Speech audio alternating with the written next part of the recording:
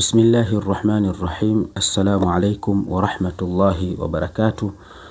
Tunaendelea na somo letu la almasailu fi tasawufi katika kuangazia masala mbalimbali na kauli za wanazuoni kuhusiana na at-tasawufu al-haq. Leo insha Allah biidhnillah tutaelezea al-munharifuna ani at-tasawufi al-haq, kwamba wale walokwenda kinyume na tasawufu ambayo ni sahihi.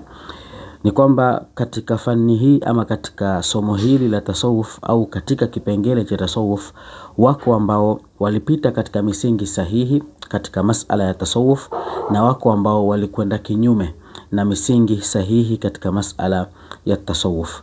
Kwa hivyo Sheikh amemueleza ama amewaeleza wale ambao kwamba ni watu walionasibika na tasawuf au waliojinasibisha na tasawuf, lakini utaratibu wao katika tasawuf walikwenda kinyume na misingi ya tasawuf inavyotaka. Kisha akasema kwamba hawa watu ambao walionasibika na tasawuf, kwa sababu kuna tasawuf ni kitu mbali na kuna wale ambao walionasibika na tasawuf. Kwa hiyo tasawuf yenyewe iko tasawuf yenyewe ni jambo ambalo ni sahihi na lipo, isipokuwa wale ambao walionasibika na tasawuf ndio ambao waliokwenda kinyume na ile misingi sahihi ya nini, ya tasawuf. Kwa hiyo tutawataja vigawanyo vyao ambavyo Sheikh amewaweka, na kisha amewaeleza. Sheikh anasema qismun inharafa fil i'tiqad, wako ambao walikwenda kinyume katika i'tiqadi, kwa maana i'tiqadi zao zilikuwa sio sahihi.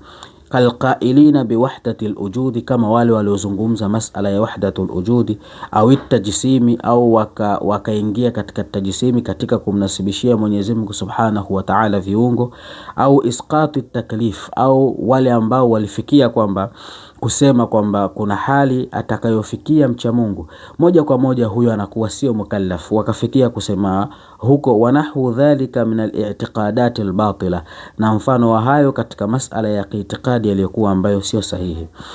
Wa qismun inharafa fil maqsadi, na kigawanyo cha pili ni wale ambao walikwenda kinyume na makusudio hasa ya tasawuf. Fasara muraduhu bitasawufi, ikawa makusudio yao katika tasawuf laysa al-usulu ila Allah, sio kumfikia Mwenyezi Mungu Subhanahu wa Ta'ala, bal usuli ila al-khalqi, ni kuyafanya mambo ambayo watakuwa karibu na watu, kwa maana watawafanya watu ni kama miungu, watawapa watu nafasi ya Mungu, watawapa watu nafasi ya kwamba hawa watu ndio wanatupa riziki na mengineyo mengi katika yale ambao ni alikuwa ni kinyume na misingi sahihi katika tasawuf.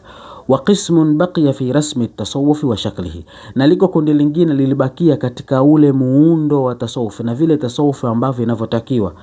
Wa shughila bihi an maqsadihi wa maanahu, lakini wakajishughulisha na kutekeleza makusudio ya tasawuf na kile kinachobeba maana ya nini, ya tasawuf.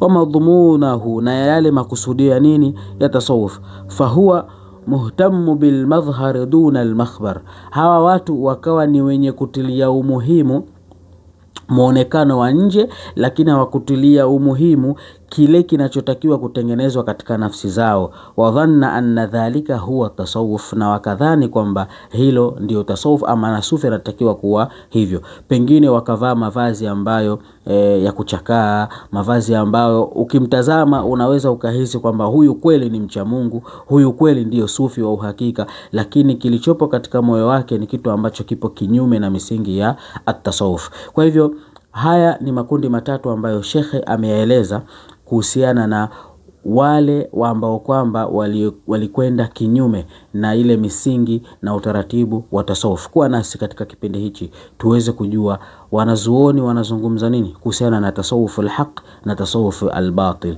Je, kuna tasawuf ambao ni haki na kuna tasawuf ambao ni batil? Tutalijua hilo kupitia kauli za wanazuoni mbalimbali. Assalamu alaikum wa rahmatullahi wa barakatuh.